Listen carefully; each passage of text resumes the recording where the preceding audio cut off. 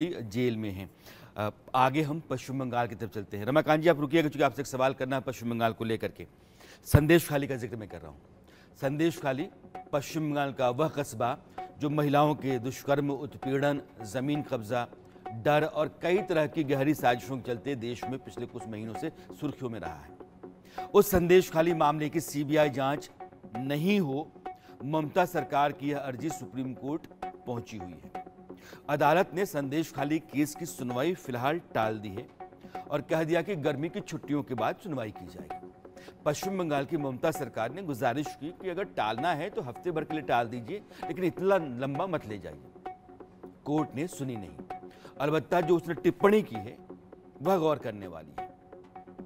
सुनवाई के दौरान कोर्ट ने इस बात पर हैरानी जताई कि किसी व्यक्ति के लिए या उसके खिलाफ हो रही कार्रवाई, जांच, उसके खिलाफ राज्य सरकार सुप्रीम कोर्ट आ जाए।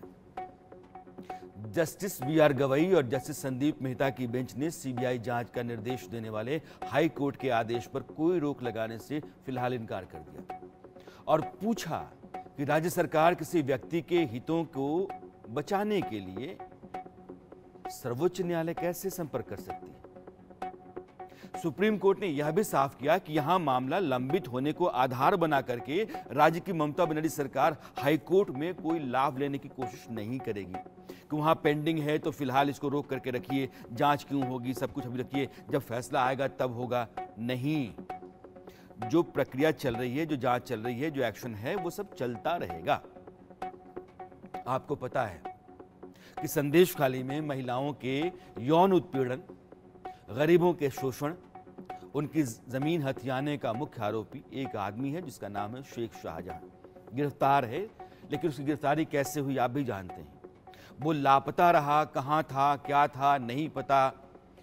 हाई कोर्ट ने डंडा चलाया, गिरफ्तार करने का आदेश दिया पुलिस को, तो पुलिस ने अचानक ला करके उसको प्रोड्यूस कर दिया कि ये रहा शाहजहां शेख। टीएमसी का नेता था, लेकिन जब मामला बड़ा हुआ, फंसा, तो कहा कि भैया तुम पार्टी से बाहर, सस्पेंड कर दिया। लेकिन पार्टी उसे बचाने के लिए आज भी हर मुमकिन कोशिश कर रही है। ये आरोप ममता बनर्जी सरकार पर लगातार लगते रहते हैं। बहुत ही मुश्किल से शेख शाहजहां की गिरफ्तारी हुई थी और आज की तारीख में संदेश खाली में जो महिलाएं रोती हैं, बिलखती हैं, चीखती हैं, चिल्लाती हैं, उनके साथ जो जुल्म हुआ, अत्याचार हुआ, दुष्कर्म हुआ, जमीन कब्जा हुआ, मारे गए, पीटे गए, लतियाए गए, जुतियाए गए, उन सब का कारण एक आदमी शेख शाहजहां, उसका पूरा गैंग। और इसमें सीबीआई जांच ना हो तो राज्य पुलिस करेगी। मतलब क्या है? शेख शाहजहां बचा रहना चाहिए। आपको जानकर हैरानी होगी कि जब यह मामला कोलकाता हाईकोर्ट पहुंचा, वहां भी ममता सरकार शेख शाहजहां के बचाव में खड़ी थी। 10 अप्रैल को हाईकोर्ट ने आरोपों की जांच सीबीआई को सौंपी। राज्य सरकार ने इसका विरोध किया और इसके खिलाफ सुप्रीम कोर्ट पहुंच गई। अब इस मामले में सुप्रीम कोर्ट की जो टिप्पणी सामने आई है, वो भी इसी ओर इशारा करती है कि ममता सरकार हर कीमत पर शेख शाहजहां को बचाना चाहती है। संदेश खाली की वजह से पूरे देश में ममता सरकार की थू-थू हुई है। पूरा देश संदेश खाली की महिलाओं के समर्थन में खड़ा दिख रहा है। सवाल यही उठा, एक महिला मुख्यमंत्री के होते हुए इतना कुछ संदेश खाली में होता रहा, भला क्यों? पश्चिम बंगाल के मुख्यमंत्री ममता बनर्जी की जमकर आलोचना हो रही है। फिर भी जमीन पर क्या बदला है, यह भी आपको जानना चाहिए। ममता बनर्जी की ऐसी कौन सी सियासी मजबूरी है कि कभी अनुव्रत मंडल, कभी शेख शाहजहां, कभी इसी तरह के अपराधी, गैंगस्टर, मवेशी तस्कर, जिनका लोगों के ऊपर आतंक, दहशत रहता है, जो वोट लेने और वोट का हिसाब करने के लिए ममता बनर्जी काम आ सकते हैं, ऐसे लोगों की तरफदारी करना और उनको अपने सरमाए में रखना, अगर ऐसी राजनीति है तो बेकार की है ये। एक तरफ संदेश खाली का मामला सुप्रीम कोर्ट पहुंचा हुआ है, दूसरी तरफ संदेश खाली में सीबीआई और एनएसजी का ज्वाइंट ऑपरेशन चल रहा है। एनएसजी क्यों?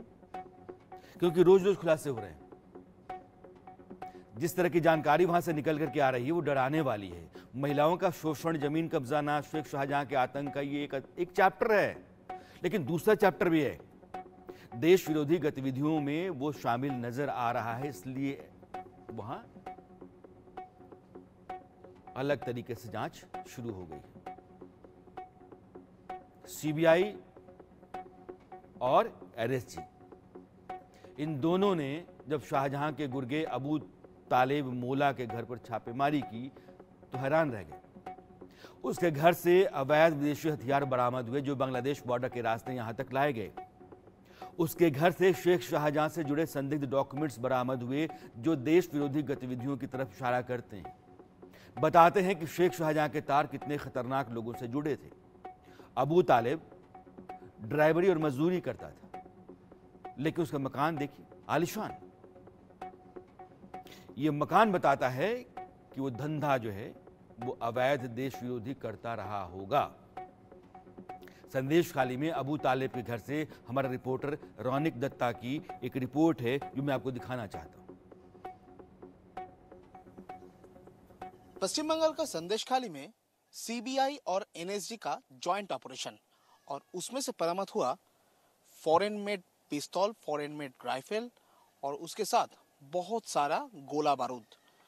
जो एक्सप्लोसिव रिकवर हुआ था वो एक्सप्लोसिव को रिकवर करना और डिस्ट्रॉय करने में एनएसजी की तरफ से इस्तेमाल किया गया था रोबोट।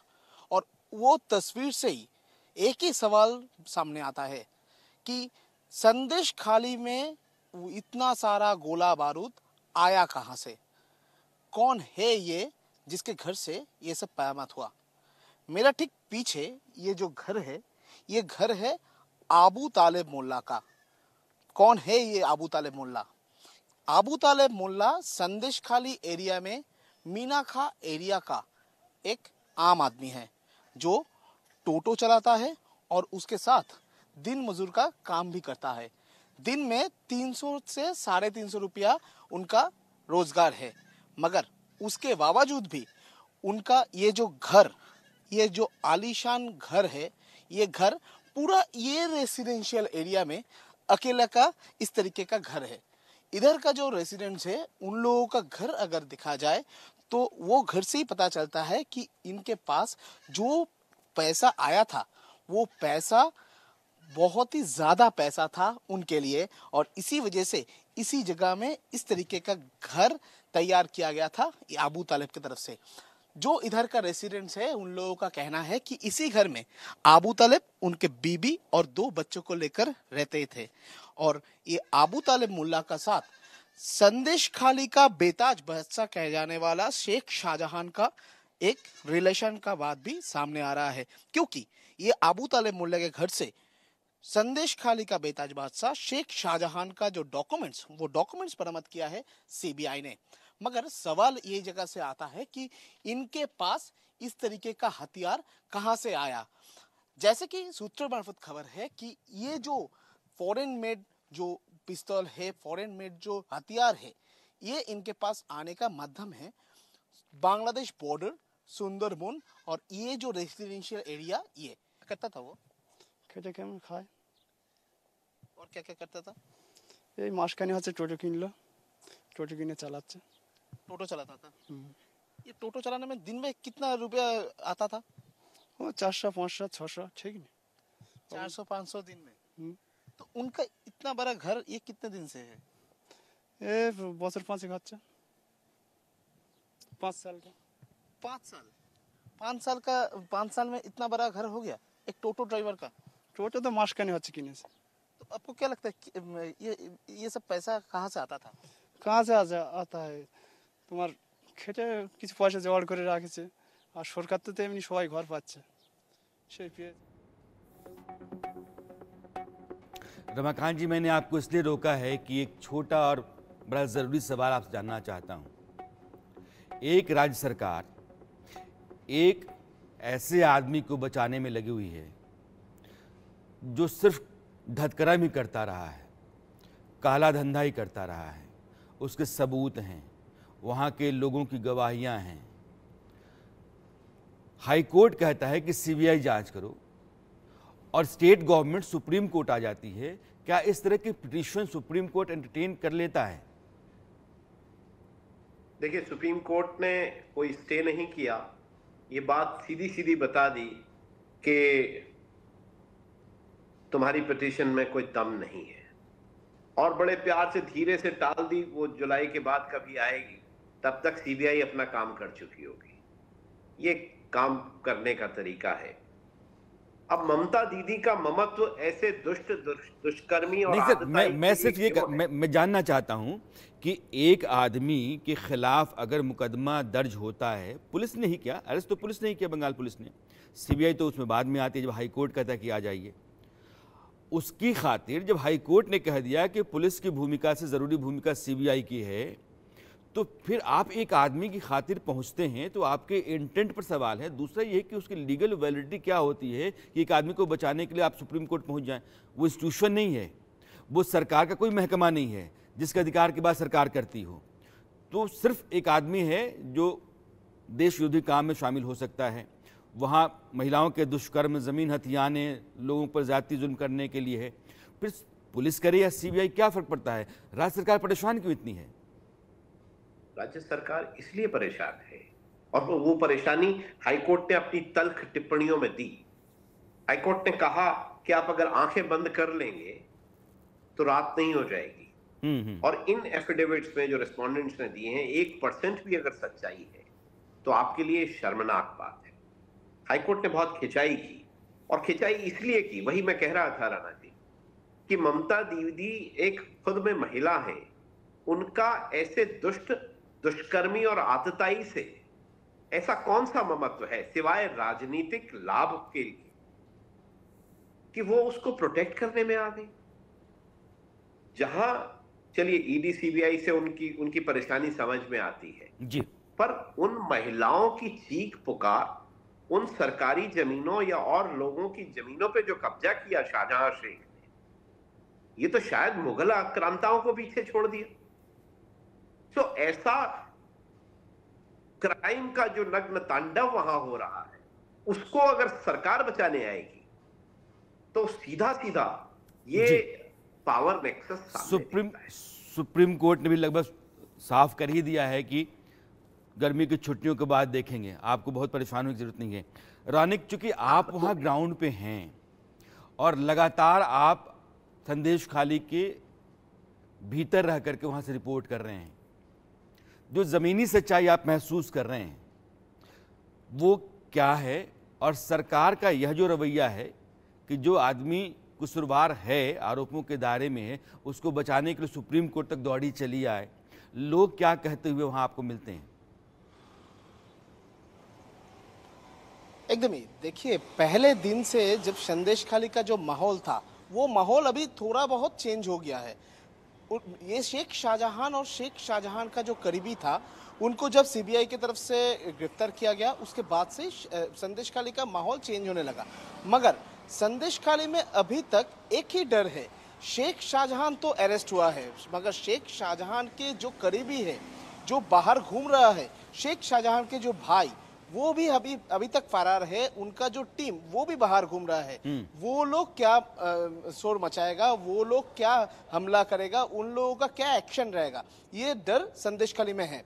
दूसरी तरफ अगर देखा जाए, संदेश खाली में जिस तरीके का गोला बारूद बरामद हुआ है संदेश खाली से, जिसमें सीबीआई को एनएसजी कमांडो को बुलाना पड़ा, एनएसजी टीम की तरफ से करीब 7 घंटे तक एक सर्च ऑपरेशन किया गया पूरा उसी एरिया में जिस जगह में एक्सप्लोसिव रिकवर हुआ था। उसी जगह से 3 एक्सप्लोसिव को डिस्ट्रॉय किया गया। एनएसजी कमांडर की तरफ से जो वो एक्सप्लोसिव को रिकवर करने के लिए, इतना ही हाई डेंसिटी के एक्सप्लोसिव था, उनको रिकवर करने के लिए रोबोट, बॉम्ब डिटेक्टिव जो रोबोट है, बॉम्ब डिटेक्शन रोबोट, उनको इस्तेमाल किया गया था एनएसजी की तरफ से।